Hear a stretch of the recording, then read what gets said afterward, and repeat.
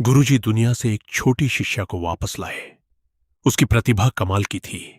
सिर्फ कुछ ही सालों में वह पूरे संप्रदाय की सबसे होनहार शिष्या बन गई। गुरुजी उसे बचाने के लिए अकेले ही दुश्मनों के बीच घुस गए, जिससे उनके दिल की नसें बुरी तरह घायल हो गईं और उनकी जान पर बन आई। लेकिन वह सोर्ड सेक्ट की उस ऊंचे दर्जे पर बैठी अपनी चाहने वाली लड़की को बचाने के लिए बिना जरा भी सोचे गुरुजी की आखिरी जीवन बचाने वाली दवा चुरा ले गया। अगर तुम यह दवा ले गए तो गुरुजी आज रात ही मर जाएंगे। वैसे भी उनकी उम्र पूरी हो चुकी है। बड़ी दीदी, महान मार्ग किसी पर दया नहीं करता। अगर कमजोर होना ही पाप है तो मैं तुम लोगों जैसा नहीं हूं। जब तक मैं हुआऊ शेन को बचा लूंगा तब तक स्वॉर्ड सेक्ट के सहारे अमर बन सकता हूं।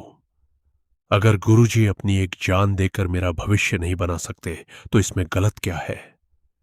मैं तुम जैसे निकम्मों की तरह नहीं हूं। मुझे अमर बनना है। सोर्ड सेक्ट जब अपने ही लोगों को सजा देने पहुंचा, उसी दिन मैंने आंगन की चक्की के नीचे से एक जंग लगी तलवार निकाली। लोहे का काम करने की दीवानी दूसरी शिष्या ने किसी कोने से धूल से ढकी सफेद जेड की एक पीपा निकाल ली।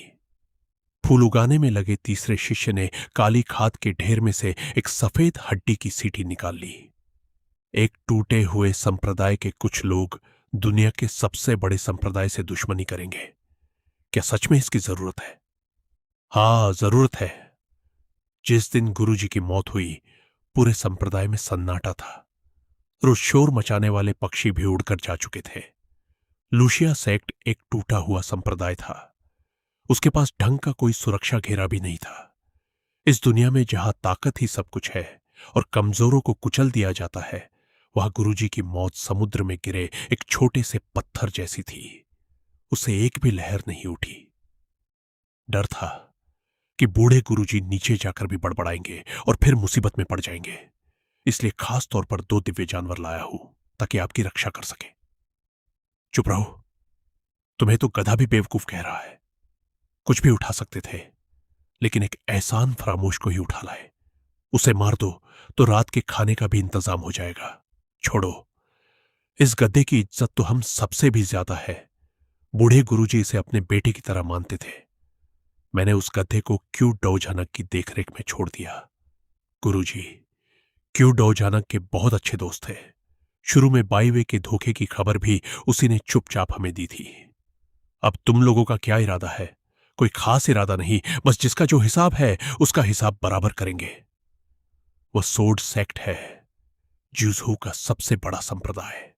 वहां बहुत सारे ताकतवर लोग हैं और उसकी असली ताकत का अंदाजा लगाना भी मुश्किल है। मुझे खबर मिली है कि तुम्हारी छोटी शिष्या ने बड़ा काम किया और समय रहते सोर्ड सेक्ट के सबसे खास प्रतिभाशाली शिष्य शन यूफिंग की जान बचा ली। उसे सोर्ड सेक्ट के प्रमुख ने अपना सीधा शिष्य भी बना लिया है। इतना ही नहीं, सुना है कि जब वह नियमों के मुताबिक सोर्ड पूल में तलवार लेने गई तो वहां एक साथ 10,000 तलवारें गूंज उठी। क्या तुम्हें पता है, पिछले 500 सालों में शन यूफिंग और सोर्ड सेक्ट की उस दिवंगत बड़ी शिष्या के अलावा किसी और ने ऐसा नहीं किया। मेरी बात मानो, तुम्हारी छोटी शिष्या अब पहले जैसी नहीं रही। सोर्ड सेक्ट के लोग अपने लोगों का हर हाल में साथ देते हैं। अगर तुम कुछ बच्चे उससे बदला लेने जाओगे तो इसका मतलब पूरे सोर्ड सेक्ट को अपना दुश्मन बना लोगे। क्या यह खुद अपनी मौत बुलाना नहीं होगा? इससे लुओक्शिया सेक्ट की विरासत भी यही खत्म हो जाएगी। दाओजंग, आपने 3 बातें गलत कही हैं। पहली, जिस दिन उसने अपने गुरु से धोखा किया उसी दिन से बाय वे अब लोक्शिया सेक्ट की शिष्या नहीं रही और न ही वह मेरी छोटी शिष्या कहलाने के लायक है। दूसरी, सोर्ड सेक्ट की उस बड़ी शिष्या ने 10,000 तलवारों की गूंज नहीं बल्कि 10,000 तलवारों का सम्मान पाया था। तीसरी, मैं बच्ची नहीं हूं। उम्र की बात करें तो मुझे कोई दिक्कत नहीं अगर आप मुझे परदादी कहकर बुलाएं। गुरुजी दुनिया से एक छोटी शिष्या को वापस लाए। सिर्फ कुछ ही सालों में वह पूरे संप्रदाय की सबसे होनहार शिष्या बन गई। गुरुजी उसे बचाने के लिए अकेले ही दुश्मनों के बीच घुस गए, जिससे उनके दिल की नसें बुरी तरह घायल हो गई। लेकिन उसने सोट सेक्ट के उस ऊंचे दर्जे पर बैठे अपने चाहने वाले को बचाने के लिए बिना जरा भी सोचे गुरुजी की आखिरी जीवन बचाने वाली दवा चुरा ली। जिस दिन हम सोट सेक्ट जाकर अपने ही लोगों का हिसाब चुकाने निकले, उस दिन मैंने आंगन की चक्की के नीचे से एक जंग लगी तलवार निकाली। जिस दिन बूढ़े गुरुजी मुझे उठाकर लुशिया सेक्ट लाए थे, उसी दिन से यह आजाद तलवार जो हमेशा मेरे पास रहती थी, यही दफना दी गई थी। तलवार से फिर से वही पुराना एहसास महसूस हुआ। समय ज्यादा नहीं बचा था।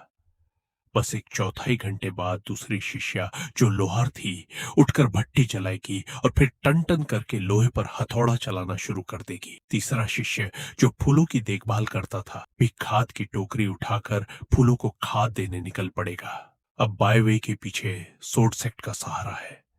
वह जुजू का सबसे बड़ा संप्रदाय है। तो क्या हुआ अगर वह सोट सेक्ट है? जब मैंने अपने गुरु का साथ छोड़ा था, तब 6 बड़े गुट मिलकर मुझे मारने आए थे, फिर भी मैं नहीं डरी थी। सुहुई, तुम तो हमेशा से चालाक रहे हो। जब मेरी तलवार टूटी नहीं थी, तब मैं एक ही दिन रात में जूजो के दक्षिण से उत्तर तक उड़ जाती थी। पहले जब भी मैं कहीं जाती थी, मुझे किसी चीज की चिंता नहीं करनी पड़ती थी। शानदार रथ और सवारी का इंतजाम करने के लिए लोग खुद आपस में लड़ते थे।